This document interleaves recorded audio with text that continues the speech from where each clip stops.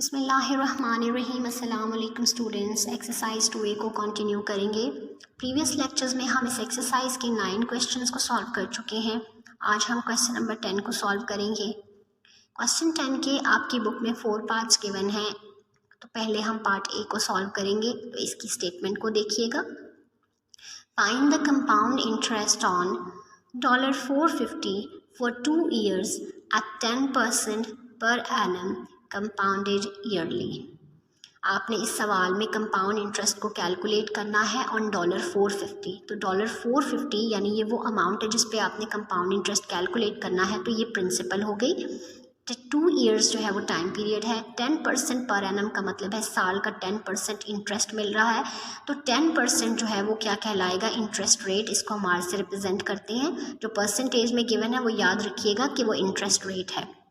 Compounded yearly का मतलब है कि इंटरेस्ट को साल में एक बार कैलकुलेट किया गया। अब इस क्वेश्चन का डाटा निकालिए कि जो चीज़ें आपको गिवन है वो क्या है। Principal is $450, interest rate is 10%, time is 2 years।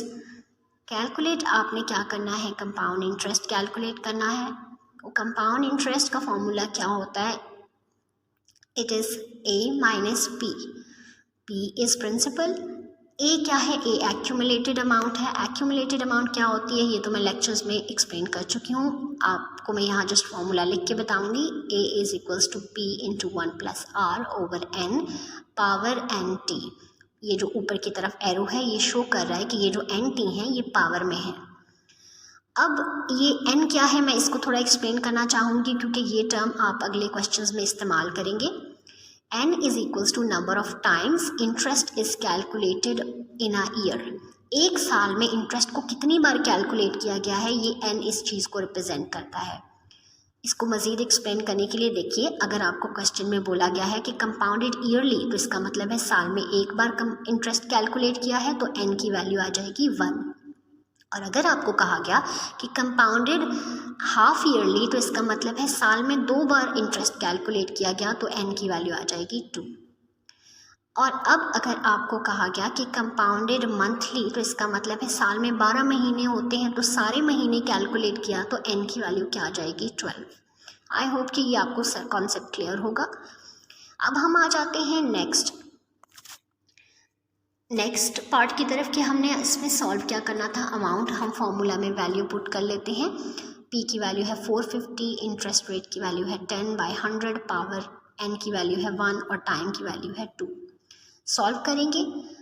1/10 divided by 100 0.1 है। 0.1 को आप 1 में ऐड करेंगे तो यह आ जाएगा 1.1 पावर 2 एज इट इज़। 1.1 की पावर 2 आप कैलकुलेटर पे कैलकुलेट करते हैं तो ये 1.21 आएगा। इसको जब 450 से आप मल्टीप्लाई करेंगे तो ये आपके पास आ जाएगा $544.5।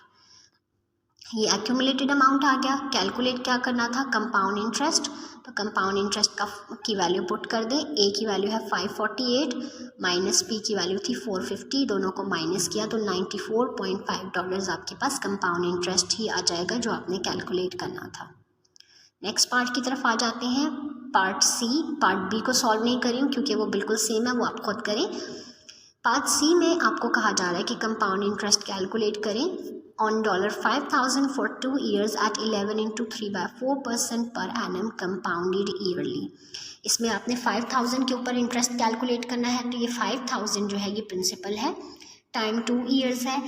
पर एनम यानी साल का इंटरेस्ट रेट जो आपको गिवन है वो है 11 into 3/4%। और सवाल में ये भी बता दिया है कि कंपाउंडेड ईयरली यानी साल में एक बार इंटरेस्ट कैलकुलेट किया गया है। वैल्यूज़ आप लिखेंगे जो चीज़ें आपको गिवन है। R मिक्स फ्रैक्शन है तो मिक्स फ्रैक्शन को आप चेंज करेंगे। 4 को 11 से मल्टीप्लाई किया, 44 में 3 ऐड किया, 47/4 डिवाइड किया तो 11.75% R की वैल्यू आ जाएगी। तो टाइम तो आप जानते हैं 2 years इस क्वेश्चन में गिवन है। अब आपने कंपाउंड इंटरेस्ट कैलकुलेट करने का फॉर्मूला अगेन लिख लिया कि A माइनस P है तो A की वैल्यू आप पहले फॉर्मूला आप A कैलकुलेट करेंगे क्योंकि A इस सवाल में गिवन नहीं है। फॉर्मूला लिखेंगे P into 1 + R over N power NT। P की वैल्यू आपने पुट की 5,000, R की वैल्यू है 11.75, n को नहीं लिख रही हूँ, डिवाइडेड बाय 100 क्योंकि r परसेंटेज में है, n 1 है तो 1 को ना भी लिखें कोई फ़र्क नहीं पड़ेगा। कैलकुलेशन आप परफॉर्म करेंगे जैसे आपने प्रीवियस क्वेश्चन में सॉल्व की थी। 1.1175 का पावर 2 निकालेंगे तो 1.2489 आएगा। इसको 5000 से मल्टीप्लाई करें तो आपके पास एक्यूमुलेटेड आ जाएगी $6244.03। कंपाउंड इंटरेस्ट कैलकुलेट करना है तो फॉर्मूले में पुट कर दें वैल्यूज़। अमाउंट की वैल्यू है 6244.03, प्रिंसिपल की वैल्यू है 5000, दोनों को माइनस करें तो $1244.03 आपके पास कंपाउंड इंटरेस्ट की वैल्यू आ जाएगी।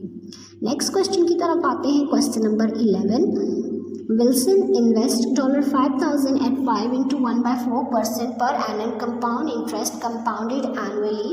Find the amount at the end of the third year.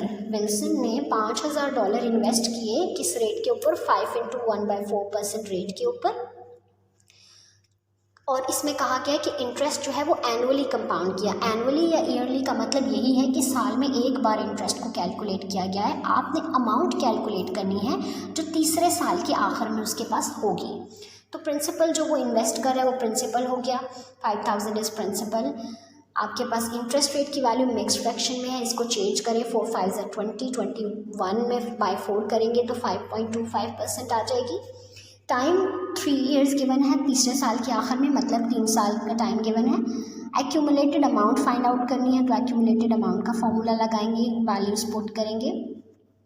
Calculation इसकी बिल्कुल सिमिलर होगी, इसमें भी n की वैल्यू 1 ही होगी। जैसे मैंने आपको बताया कि आपको कहा गया कंपाउंडेड एनुअली, एनुअली और ईयरली का मतलब यही है कि साल में एक बार कैलकुलेट किया तो n की वैल्यू 1 आ जाएगी। अब अमाउंट की वैल्यू इस क्वेश्चन में आएगी $529.57 जो आपने कैलकुलेट करनी थी।